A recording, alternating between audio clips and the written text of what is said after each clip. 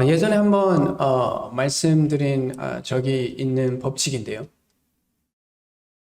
하인리히 법칙이라는 원칙입니다.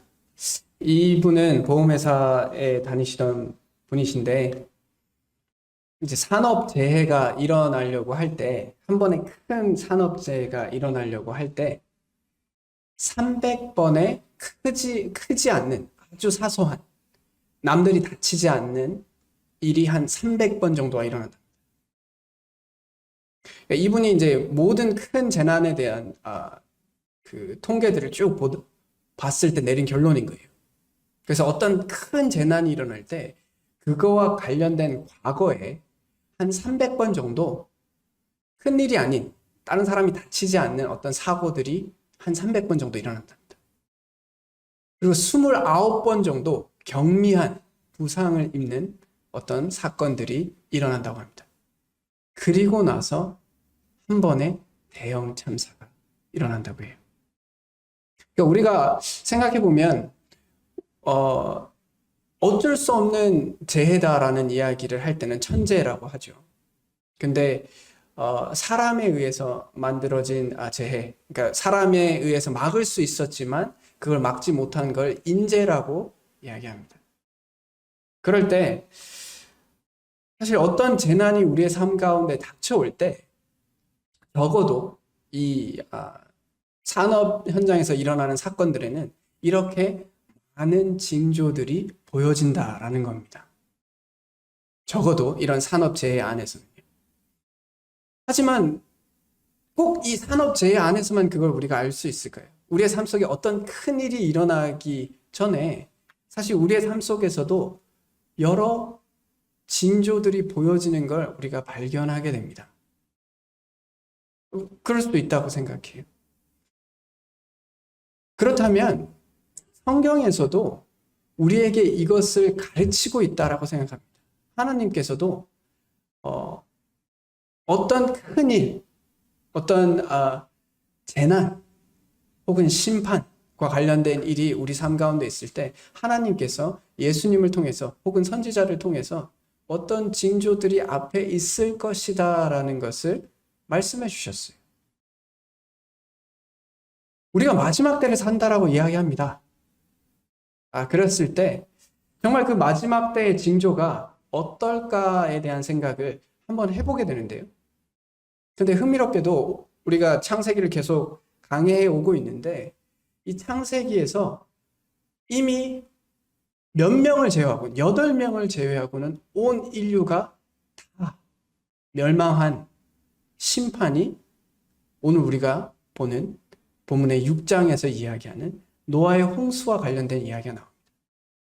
근데 이 노아의 홍수와 관련된 이야기 안에서도 그냥 갑자기 하나님께서 심판을 하신 게 아니에요. 그 안에 징조들이 보여지게 됩니다. 그리고 예수님께서도 그와 같이 징조에 대해서 이야기를 하고 계세요. 그럼 징조의 의미는 뭘까요? 우리가 어떤 큰 일이 일어나기 전에 이런 징조가 보여져서 우리가 사람들에게 이런 징조가 보여집니다 라고 이야기할 때 그렇게 말하는 이유가 뭘까요? 될 수 있으면 그 징조로 인해서 마음에 어려움이 되지 않고 또 그 징조를 피해갈 수 있으면 그 심판을 피해갈 수 있으면 최대한 피해가라는 것이 의미일 겁니다. 오늘 말씀도 그렇게 받을 수 있었으면 좋겠어요. 오늘 본문의 말씀은 창세기 6장인데요. 심판이 우리의 삶 속에 하나님께서 우리에게 말씀하시는 말씀 가운데 심판이 무르익었다라는 생각을 우리는 종종 합니다. 그 말의 의미는 우리가 심판이 언제 온다라는 걸 안다는 얘기가 아니라 언제 오셔도 이상할 게 없다는 얘기입니다. 심판이 무르익었다는 말은 지금 사실 예수님께서 지금 저녁에 오셔도 사실 우리가 크게 반론을 제기할 수 없는 상황 가운데 살아가고 있어요. 그렇다는 건 우리가 이 심판이 무르익어가는 이 시점에 그리고 노아의 때가 그러했던 것처럼 우리가 그런 시대를 살아갈 때 어떻게 살아야겠나 도전이 되었으면 좋겠습니다. 본문의 말씀을 봉독하는 건 8절까지만 봉독하도록 하겠습니다. 전체를 다루겠지만 8절까지 봉독하도록 하겠습니다. 사람이 땅 위에 번성하기 시작할 때 그들에게서 딸들이 나니 하나님의 아들들이 사람의 딸들의 아름다움을 보고 자기들이 좋아하는 모든 여자를 아내로 삼는지라. 여호와께서 이르시되 나의 영이 영원히 사람과 함께하지 아니하리니 이는 그들이 육신이 됨이라. 그러나 그들의 날은 120년이 되리라 하시니라. 당시에 땅에는 네피림이 있었고 그 후에도 하나님의 아들들이 사람의 딸들에게로 들어와 자식을 낳았으니 그들은 용사라 고대의 명성이 있는 사람들이었더라. 여호와께서 사람의 죄악이 세상에 가득함과 그의 마음으로 생각하는 모든 계획이 항상 악할 뿐임을 보시고 땅에 사람 지으셨음을 한탄하사 마음에 근심하시고 이르시되 내가 창조한 사람을 내가 지면에서 쓸어버리되 사람으로부터 가축과 기는 것과 공중의 새까지 그러하리니 이는 내가 그것들을 지었음을 한탄함이니라 하시니라. 그러나 노아는 여호와께 은혜를 입었더라. 우리가 잘 알고 있는 노아 홍수의 도입부입니다.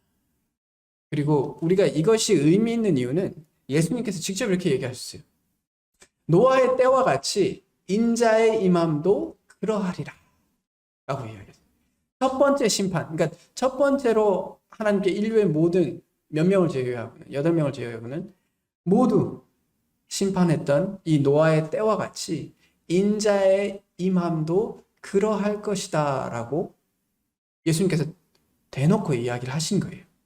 물론 예수님께서 말씀하신 이 취지는 노아의 때와 같이 많은 사람들이 시집가고 장가가고 그냥 자기 일상에 빠져서 살다가 결국에 그 심판을 경험하게 된다는 것에 초점이 맞춰져 있을 겁니다. 그러나 성경의 다른 구절들을 봐서도 심판의 때에 일어나는 모습들이 노아의 때와 흡사하다라고 생각합니다. 그래서 우리는 노아의 때가 어떠한지를 이해하게 되면 마지막 때가 어떠할 것이며 우리가 그 삶 가운데 무엇을 해야지만 노아 같은 삶을 살겠는가. 사실 노아와 노아의 가족들은 구원을 받게 되죠. 우리도 구원을 받은 자들입니다. 그러면 구원을 받은 자들은 노아 같은 삶을 살겠죠. 그 심판의 때예요. 그럼 우리도 이 노아는 도대체 어떻게 달랐는가에 대해서 한번 생각해 볼 수 있었으면 좋겠습니다. 거창한 것이 아니라 말씀을 통해서 우리의 삶 속에 이 심판의 때를 살아가는 법을 배울 수 있기를 원합니다. 오늘 본문의 말씀을 읽을 때 걸리는 게 있죠. 2절에 보면 하나님의 아들들이라는 말씀이 나옵니다. 그리고 4절에 보면 네피림이라는 존재가 나와요. 도대체 이 존재들은 뭘까? 이들의 정체를 알아야 우리가 이 본문의 말씀을 통해서 깨닫고자 하는 바를 깨달을 수가 있어요. 만약에 하나님의 아들들이 천사다라고 하면 사실 우리가 크게 상관이 없을 수 있어요. 그리고 네피림이 또 천사의 후손이다라고 얘기하면 이것도 우리와 크게 상관이 없을 수 있어요. 근데 본문의 말씀을 제가 묵상하고 다른 자료들을 많이 보면서 이 하나님의 아들들에 대한 논란이 여러 가지가 있는데요. 이 하나님의 아들들에 대한 정체에 대한 분별들이 여러 가지가 있는데 제 나름의 분별을 한번 해봤습니다. 그리고 이것이 제가 평소에도 말씀드리지만 저의 분별이 항상 옳은 건 아니다라고 말씀드렸어요. 적어도 증거를 제시할 뿐입니다. 이렇게 생각하는 이유가 무엇이다. 그 근거가 타당하다 하시면 타당하게 여겨지시면 그럴 수도 있겠구나 라고 받으시면 좋고 만약 그 근거가 타당하지 않고 다른 근거가 더 타당하다 하시면 저한테도 이야기해 주실 수 있고 또 그것에 대해서 생각해 보실 수 있다고 여겨집니다. 하나님의 아들들이 사람의 딸들의 아름다움을 보고 자기들이 좋아하는 모든 여자를 아내로 삼았다 라고 이야기하는데요. 여기서 하나님의 아들들 성경에요. 실질적으로 하나님의 아들들이라고 표현하는 다른 구절들을 보면 천사를 언급할 때가 있습니다. 욥기에 보면 하나님의 아들들이 와서 여호와 앞에 섰고 사탄도 그들 가운데 온지라. 즉 이제 하나님의 천사들이 영적인 존재로서 여호와 앞에 있다라는 것을 말합니다. 그리고 여기서 말하는 천사는 타락하지 않는 천사들을 말해요. 하나님께 영광을 돌리는 천사들입니다. 그럼 이 말만 봤을 때, 이 하나님의 아들들이 천사구나라고 생각해 볼 수 있는데요. 여기 약간 문제들이 좀 있습니다. 어떤 문제들이냐? 만약에 우리가 여기서 이야기하는 천사들이 정말 타락한 천사라고 얘기한다면 어떤 문제가 생기기 시작하냐면 성경에 보면 타락 천사들은 인간의 창조 이전에 존재했던 사람들입니다. 그 사건 이후에는 타락 천사가 새롭게, 그러니까 착한 천사였다가 선한 천사였다가 타락하게 된 경우가 나오지가 않아요. 그래서 타락한 천사는 우리에게 귀신 혹은 마귀 혹은 사탄의 부하 이렇게 명명되어지는데 성경 어디에도 그 이후에 사탄이 타락할 때 같이 함께 타락한 천사들 외에 나중에 시간이 지나서 다시 타락했다라는 구절들이 나오지 않습니다. 근데 여기서 말하는 창세기 6장 2절에서 말하는 하나님의 아들들은 긍정적인 의미일 수가 없어요. 이 문맥 안에서 보면 타락한 존재로 보여집니다. 악한 존재로 보여져요. 그렇다면 이제 시기적으로 문제가 생기기 시작합니다. 또 다른 문제는 예수님께서 이렇게 말씀하세요. 장가 가는 것에 대해서, 시집 가는 것에 대해서, 혹은 결혼에 대해서 천사들은, 하늘에 있는 천사들은 그렇지 않는다 라고 예수님께서 이야기하셨어요. 그러니까 천사들은 우리가 장가 가는 것처럼, 시집 가는 것처럼, 결혼하는 것처럼 그런 게 필요 없는 존재다라는 것을 이야기합니다. 왜 사람들이 이 본문의 말씀, 하나님의 아들들을 타락한 천사라고 이제 생각을 많이 했었냐면, 그 외경 중에 에녹서라는 것이 있습니다. 천주교에서 보고 있는 우리가 이야기하는 정경이 아닌, 거기에 이제 에녹서 7장에 보면 타락 천사가 사람의 딸들과 결혼해서 자녀를 낳았다는 구절이 나와요. 그래서 사람들이 이것도 그거와 관련된 부분이 아닐까라고 생각했었습니다. 근데 말씀드린 것처럼 다른 말씀과 비교해 봤을 때 그렇게 되면 성경에 뭔가 모순점이 생기게 돼요. 그래서 천사라는 것을 배제하고 났을 때 하나님의 아들들이라는 칭하는 이 호칭이 누구에게 가능했었는지를 한번 점검해 봤어요. 그랬을 때 시편 73편 15절에 보면 사람을, 하나님의 백성을 주의 아들들이라고 표현했습니다. 하나님의 백성들을. 이스라엘 백성이든 그것을 하나님의 아들들이라고 표현했어요. 신약에 와서는 좀 더 분명하게 말씀하십니다. 하나님의 영으로 인도함을 받는 사람은 곧 하나님의 아들이다 라고 말씀하셨어요. 자, 그러면 비교해 보면 천사를 하나님의 아들들이라고 성경에서 말씀하셨고, 또 하나님의 하나님을 따르던 사람들, 그리고 하나님 안에 있다라고 하는 사람들에 대해서도 하나님의 아들이라는 표현을 썼습니다. 그럼 이 창세기 6장 2절에서 얘기하는 하나님의 아들들이 논리적으로 어디에 더 가까울까라고 생각해 봤을 때 저는 개인적으로 하나님을 따르는 사람에 더 합당하지 않나, 분별이 더 합당하지 않나, 더 현실적이다라는 생각을 하게 됩니다. 그리고 그것은 창세기 4장 26절에 보면 에노스 이후부터 사람들이 비로소 여호와의 이름을 불렀더라 라는 말씀이 있습니다. 이것은 이제 하나님과의 언약을 맺었다라는 것입니다. 하나님을 나의 하나님으로 이제 부르게 되었다라는 것을 표현하게 돼요. 그리고 나서 노아의 때까지 많은 자손들이 있었습니다. 많은 후손들이 있었어요. 그리고 이때 당시에 사람들은 꽤 오래 살았다라고 합니다. 800년, 900년 뭐 이렇게 살았다고 해요. 그러면 그 긴 시간 동안 많은 사람들이 이제 자손을 낳기 시작해요. 그래서 우리가 저번 시간에 본 것처럼 가인의 후손과 셋의 후손이 나눠지게 됩니다. 셋의 후손들을 이제 사람들이 말하기를 여호와의 하나님의 아들들이라고 부를 수 있는 거겠죠. 근데 그들이 어떤 일들을 벌이느냐? 그들이 가인의 후손, 즉 하나님을 알지 못하는 사람들과 하나가 되기를 원합니다. 거기에는 이유가 있어요. 그것이 네피림과 관련된 질문입니다. 땅에 보면 당시의 땅에는 네피림들이 있었다라고 얘기해요. 이 네피림을 많은 사람들이 이렇게 이야기해요. 이 타락천사와의 관계 가운데 만들어진 존재다라고 이제 이야기를 합니다.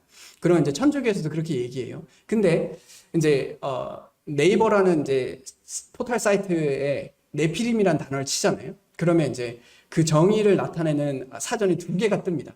하나는 천주교의 사전이고 하나는 기독교의 사전이에요. 그 기독교 사전에 뭐라고 표현되어 있냐면 이들의 존재에 대해서 사람이 천사와 결합하여 태어난 사람과 신의 중간적 존재, 타락한 천사들의 등의 전설적인 견해들이 있으나 모두 취하기 곤란한 것이다 라고 분별합니다. 이게 저의 개인적인 분별이만이 아니라 다른 사람들도 이것이 특히 이 라이프 성경 사전은 생명의 말씀사에서 제공하는 부분입니다.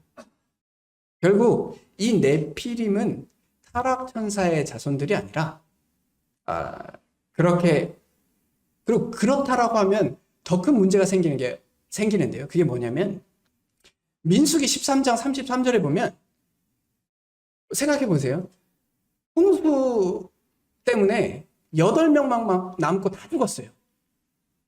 근데 거기에 네피림의 후손이 있으면 말이 안 되잖아요. 근데 민수기 13장 33절에 아낙 자손을 이제 네피림의 후손이다라고 이야기를 해요. 그러니까 결국 이 말은 타락천사와 관련된 일들이 아니다라는 겁니다. 그러니까 사람들 중에 비정상적으로 큰 사람들이 있었다라는 거예요. 그리고 사람들 중에 엄청난 힘을 가진 사람들이 있었다라는 거예요.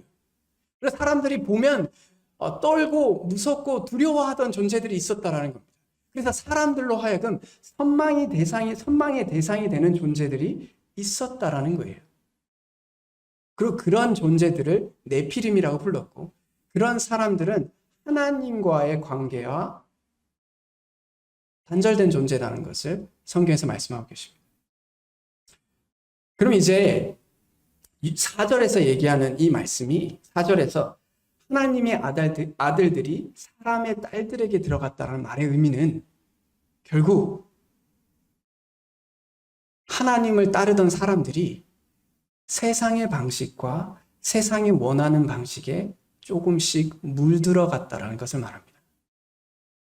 사람의 아들들의 딸들에게 장가가기를 원했다라는 거, 결혼하기 그 반대도 마찬가지겠죠. 그 말은 세상의 방식들이 그들의 삶 속에 하나님을 모르는 사람들의 방식들이 하나님을 아는 사람들의 마음 속에 들어가기 시작했다는 거예요. 그리고 이것은 흥미롭게도요. 모세가 출애굽을 하고 그 광야 가운데 있을 때 가나안 땅에 들어갔을 때 계속 강조해서 하지 말라라고 하는 것과 밀접한 관련이 있습니다. 이방 여인과 결혼하지 마라. 그러면 그들이 너희들의 삶 속에 들어와서 그들의 신들을 섬기게 할 것이다 라고 얘기하고 있어요. 창세기는 모세오경은 모세가 썼습니다. 그러면 모세가 이 가나안 땅에 들어가려고 하는 이스라엘 백성들에게 하나님이 어떠한 분이시고 너희가 어떤 존재인지를 알려주기 위해서 창세기를 썼어요. 그렇다면 제 개인적인 분별은 이 네피림과 하나님의 아들들이라는 것은 결국 이스라엘 백성들처럼 하나님을 따르고자 하는 사람, 하나님 안에 있다라고 이야기하는 사람, 거룩한 제사장의 나라의 백성이라고 이야기하는 사람들을 지칭한다고 생각합니다. 네피림은 다른 존재고요. 세상에서 힘이 있지만 하나님을 알지 못하는 어떤 존재이고요. 그러면 결국 우리가 사람들의 딸들과 혼인을 한다는 것은 결국 세상의 방식을 부러워하고 세상에서의 살아가는 것처럼 같은 방식으로 살아가는 것을 원하는 것을 말합니다. 흥미롭게도 또 사람들의 딸의 아름다움을 보고 빠져든다라고 이야기합니다. 우리가 세상의 아름다움들을 볼 때가 있어요. 세상이 참 쉽게 보여지고 세상의 것들이 정말 매력적으로 보여지고 저것만 가지면 사람들이 나를 네피림처럼 보게 될 것이다 라는 생각을 하게 될 때가 있을 겁니다. 우리의 삶 속에서요. 누구나 그와 같은 유혹을 받을 것이다 라고 생각합니다. 그럴 때 하나님의 백성들이 그 일에 점점 더 나아가게 되고 세상의 것에 타협하게 되고 세상에 보여지는 것에 우리의 마음을 두게 됐을 때 5절에서 이야기하는 일들이 생겨요. 사람의 죄악이 세상에 가득이라고 이야기합니다. 모든 계획이 항상 악할 뿐임을 보시고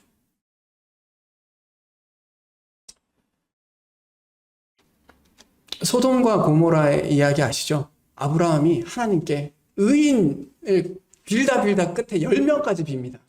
10명이 있으면 안 한다고 했어요. 10명이 있으면 안 할게. 심판하지 않을게. 라고 얘기했습니다. 흥미롭게도 여기서 노아의 홍수와 관련해서는 8명이 나옵니다. 의인 8명이겠죠. 구원받은 사람이 8명입니다. 자, 결국 심판의 징조는 그리스도인들이요. 하나님의 백성이라고 이야기하는 우리가요. 점점 하나님의 거룩함을 잃어가게 되는 것이 결국 마지막 때의 모습입니다. 우리 이것에 대해서 정말 진지하게 한번 생각해 볼 필요가 있다고 생각해요. 우리는 처체에 기근이 나고 나라와 전쟁이 나고 민족 간에 서로 대적하는 것이 심판의 징조라고 생각할 수 있어요. 그것도 틀린 말은 아니다라고 생각합니다. 그러나 노아의 때에 보면 결국 하나님의 백성이라고 주장하는 사람들이, 그런 후손이라고 이야기하는 사람들이 세상에 빠져드는 거예요. 세상의 방식이 더 매력적이다라고 이야기하는 겁니다.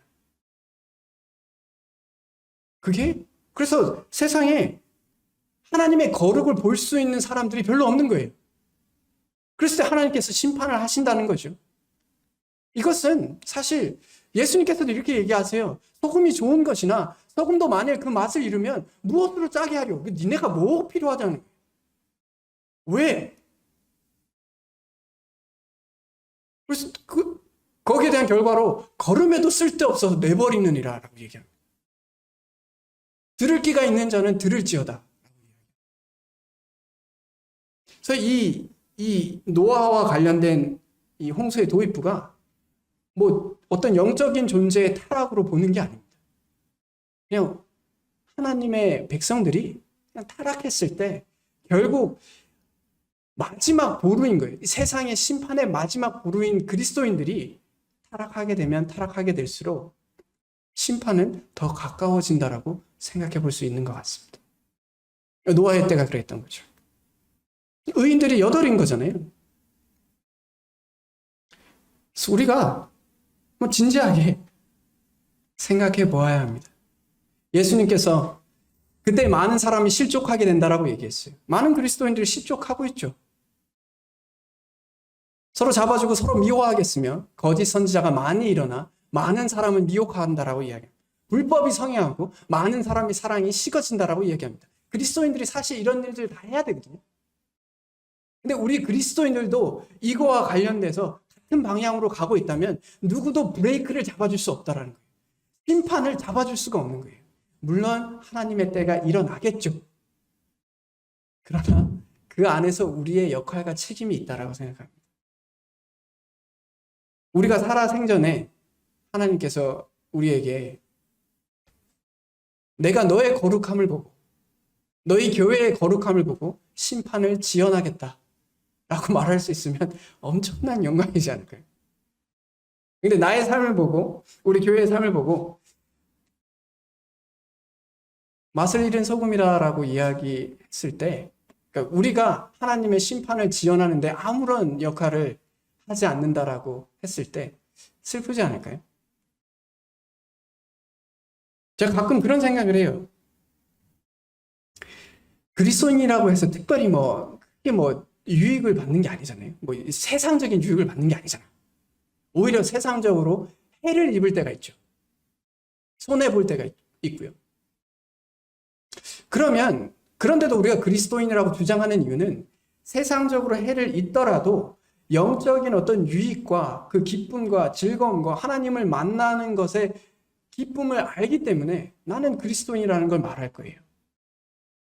그런데 그런 그리스도인들이 그리스도인의 방식으로, 하나님의 방식으로, 영적인 방식으로 삶을 살아가지 않는다면 왜 굳이 그리스도인이라고 할 필요가 있을까요? 유익되는 게 아무것도 없잖아요. 제가 이제 사역을 하면서 똑같은 방식인 거예요. 제가 사역을 할 때 크게 엄청난 영광과 유익이 있는 건 아닐 거잖아요. 대부분의 사역자들이 그렇습니다. 그럴 거란 말이죠. 그럴 때 그래도 이제 사역을 하시는 사람들이 있어요. 왜냐? 영적인 영광을 바라고 영적인 유익을 바라보고 하는 거예요. 그러니까 영적인 일을 하기 때문에 내가 그걸 견뎌가겠다라는 거예요.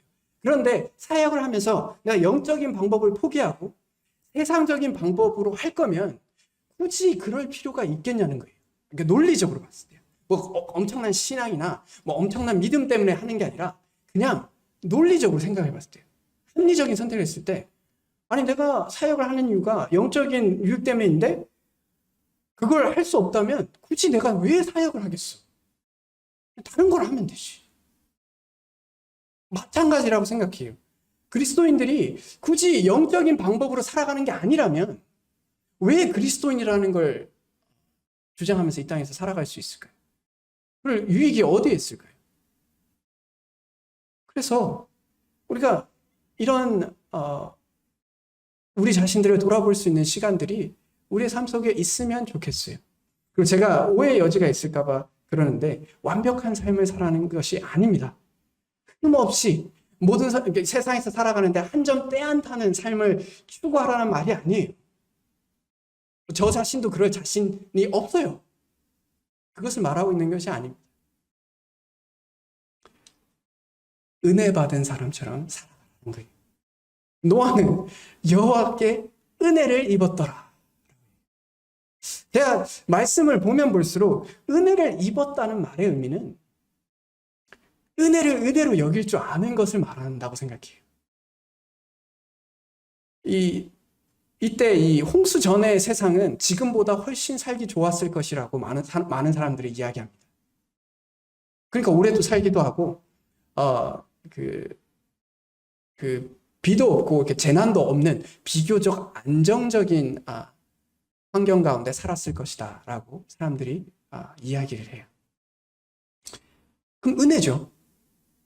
하나님께서 엉겅퀴와 가시나무를 낸다라고 하셨는데도 그래도 안정적인 환경이었어요. 지금보다는요. 그럼 은혜예요. 근데 그 은혜를 흥청망청 보냅니다. 결국 자기의 욕망을 채우는 데 사용해요. 우리도 지금 이 시대가 잘 사는 시대라고 생각하거든요. 저는 개인적으로. 정말 잘 사는 시대라고 생각해요. 특히 대한민국에서 살아간다는 것은 지구상에 있는 많은 민족들 가운데 많은 혜택을 받고 은혜 가운데 살아간다라고 생각합니다. 이것을 은혜로 여기지 않았을 때 결국 우리는 은혜 받은 것에 대해서 한번 생각해 볼 필요가 있는 것 같아요. 그리고 또 은혜 받았다라는 것을 성경 가운데 보면 저는 또 이렇다고 생각합니다. 끝까지 견디는 자가 구원을 얻는다라는 말이 결국 은혜라는 건 끝까지 견디는 능력을 갖게 해주셨다라는 것이라고 생각해요. 이 본문의 말씀은 예수님께서 마지막 때에 일어나는 환난에 대해서 설명을 하시고 난 다음에 하시기를 그러나 끝까지 견디는 자는 구원을 얻으리라 라고 했어요. 결국 우리가 지금 이 시대를 살아가는데 퍽퍽할 때가 있잖아요. 이게 퍽퍽한 게 상대적으로 퍽퍽한 거예요. 절대적으로 퍽퍽하지는 않습니다. 왜냐? 세상에 우리 대한민국 사람들이 정말 잘 살거든요. 세계적으로 봤을 때. 그러니까 절대적으로는 잘 살아요. 그러나 상대적으로 못 산다고 생각하기 때문에 삶이 좀 퍽퍽한 거예요. 그때 끝까지 모든 어려움들을 견디는 자가 구원을 받는 거고, 이 말은 진짜 구원받은 사람은 그걸 믿음으로 견뎌간다라는 얘기겠죠. 그래서 은혜는 이 모든 것을 견뎌갈 수 있는 힘을 그리고 믿음을 우리에게 주신다라는 겁니다. 그래서 완벽한 삶을 사는 게 아니라 그런 믿음 가운데 어렵지만 어떨 때는 지치기도 하고 실패하기도 하지만 계속해서 하나님을 의지하는 삶을 산다는 겁니다. 끝까지 견디는 자는 구원을 얻는다는 거예요. 하나님께서 위로의 말씀을 하십니다. 너희가 그렇게 좋게 생각하는 선망의 대상이라고 생각하는 네피림이나 그 세상에 많은 업적들을 가지고 있는 그런 사람들의 인생이 결국에는 120년밖에 안 될 거야. 이제 앞으로 너희들이 육신이지만 너희들이 그렇게 좋아하고 사랑하는 그 육신적인 삶이 꼴랑 120년이라고 얘기하는 거예요. 그 전까지 몇백 년을 살았지만 이제 너희가 봤을 때 너희가 아무리 추구하고 애달파하고 갈망하는 그런 인생 결국 120년이다. 실질로요. 이때까지 가장 오래 산 사람의 나이가 122세입니다. 프랑스에 있는 어떤 할머니신데요. 122세를 사셨어요. 우리가 오래 살아도 결국 한계가 있는 인생이다 라고 말씀드려요. 우리가 지난 시간에 가인의 후손들의 삶들을 봤을 때 뭔가 거창하고 뭔가 즐거운 것 같고 뭔가 이름을 남길 것 같고 매력적인 삶들을 살았다라고 성경에 이제 보여집니다. 뭐 야발은 장막과 가축, 요즘 부동산 같은 거죠. 가축, 뭐 자동차가 될까요? 그리고 유발은 수군과 퉁소, 예능이겠죠.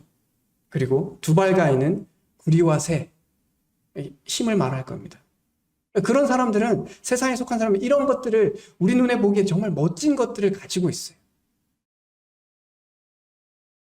그래서 하나님의 아들들이 그것에 대해서 혹하는 모습들을 이 시기에 있었다는 겁니다.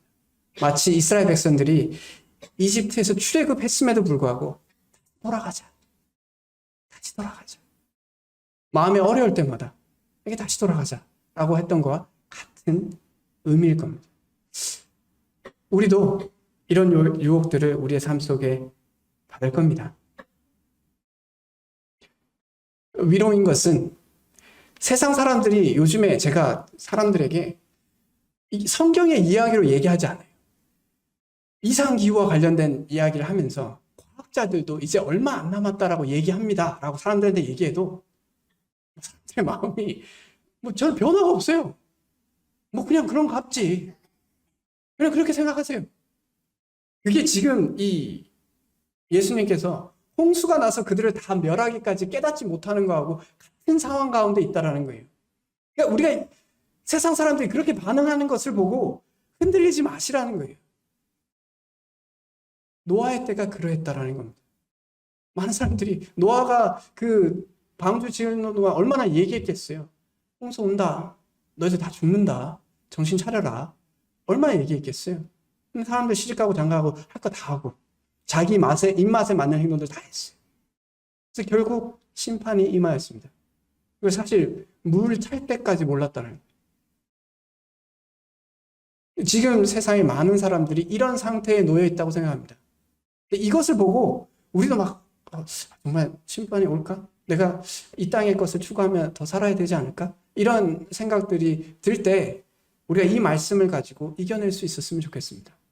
온다. 마지막 때가 옵니다. 정말 온다니까요. 그러니 우리가 노아처럼 은혜 받은 자처럼 하나님이 우리에게 명하신 것들을 준행하려고 하는 사람들이 되었으면 좋겠어요. 하나님처럼 살아가는 것에 대해서 매력적이다. 이런 인생이야말로 정말 값진 인생이다라는 생각과 믿음을 붙잡고 살아갈 수 있었으면 좋겠습니다.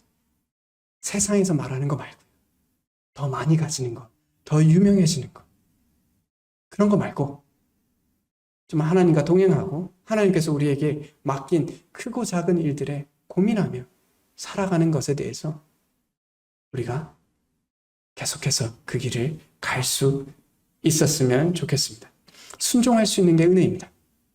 다 같이 기도하겠습니다. 하나님 아버지, 참으로 은혜를 감사합니다. 노아의 때를 통해서 우리도 이와 같은 시기를 살아가고 있음을 다시 한번 생각하게 해주심에 감사합니다. 주님께서 우리에게 거룩한 제사장의 나라의 직분을 주셨을 때 우리가 그 역할들을 잘 감당하고 살아갈 수 있도록 도와주시기를 간절히 간구드립니다. 세상이 우리를 많은 것들로 유혹하겠지만 우리의 신앙을 붙잡고 살아갈 수 있도록 도와주시길 간절히 간구드립니다.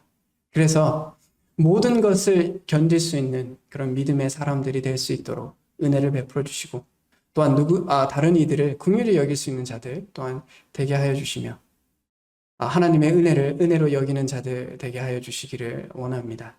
또 순종이 복인 것을 깨달으며 살아갈 수 있도록 도와주시길 원하고 우리가 순종 못할 때 하나님께 순종할 수 있는 힘과 믿음 주시기를 구하는 은혜 받은 자들로 살아갈 수 있도록 도와주시기를 원합니다. 이 마지막 때에 우리의 입술뿐만 아니라 우리의 삶으로도 복음을 전할 수 있는 저희들 되게 도와주시고 또한 복음으로 살아가는 저희들 되게 도와주시기 원합니다. 이 모든 것을 우리 주 예수 그리스도의 이름으로 기도드렸습니다. 아멘.